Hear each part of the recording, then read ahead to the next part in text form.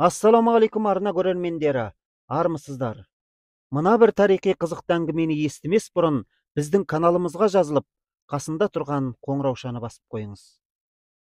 Мұқаң мен Жақан. Бірде Мұқаң Мұхтар Әуезов қызмет бабымен Мәскеуге жүрмек болып, өзіне үзеңгі серік іздеп жазушылар одағына кіреді.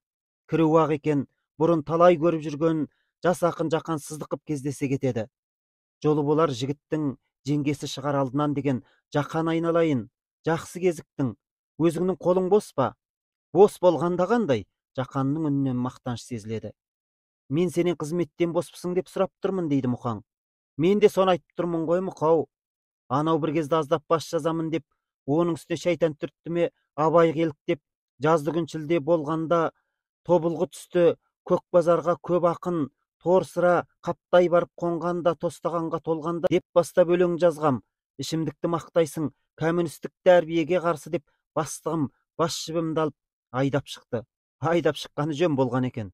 Мұқаң күліп жіберіп, арқасынан қағып қояды. Ойбай Мұқау, несі жөн? Бір реті болар. Өзің менімен бірге Мәскеуге барып қайтуға қалайсың? Қазір жүр десеңіз де дайынмын. Ертеңгі Қазақстан пойызымен жүреміз. Мені екінші вокзалдан күт онда. Соны айтады да Мұқаң бұрылып жүріп кетеді.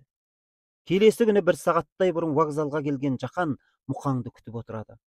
Ұзамай үстінде ақсұр костюмі, қолында кішілеу чемоданы бар Мұқаңда көрінеді.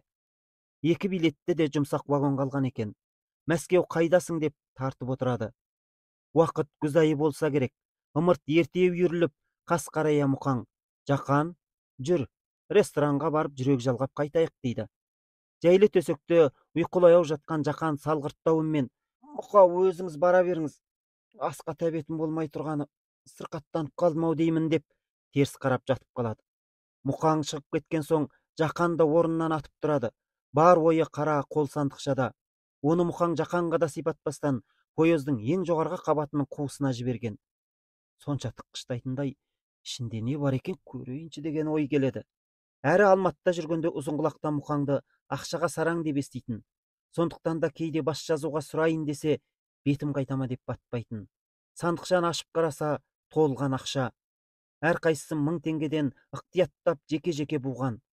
Санап көріп еді, ұзын ырғасы 22. Мұндай мол ақшаны туғалы көрмеген Жақанның маңдайынан тер шып ете түсті.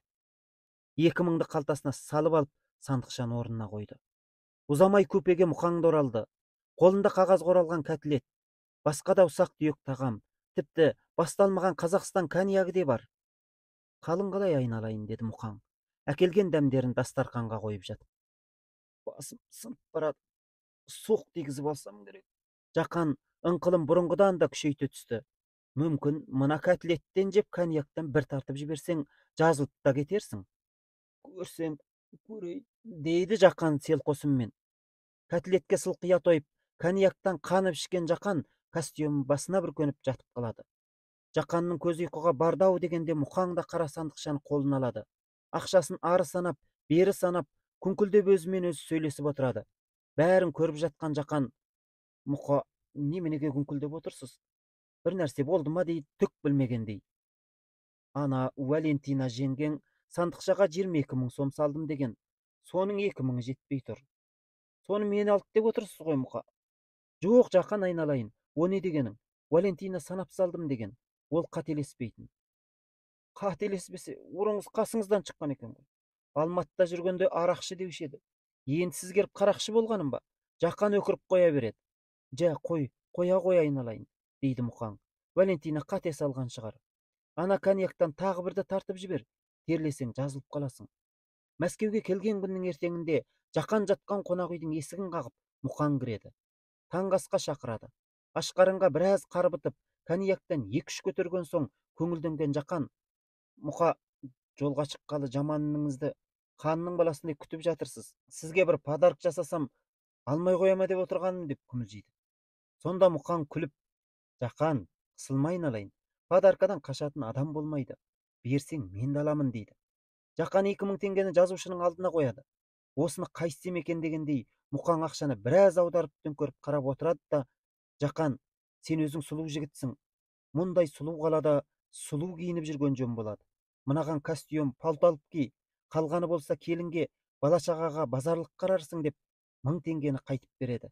1000-ын өзі қалтасына салады. Кешке шейін дүкен аралап, сылқия киінген Жақан қызулау қалпы Мұқаңның бөлмесіне барады. Сонда Мұқаң: "О, бәрекелді, қатып кетіпсің. Киімің құтты болсын, мынау көрімдігің" деп қалған 1000-ды Жақанның қолын ұстатыпты. Жазып алған Зейнолла Тілеужан.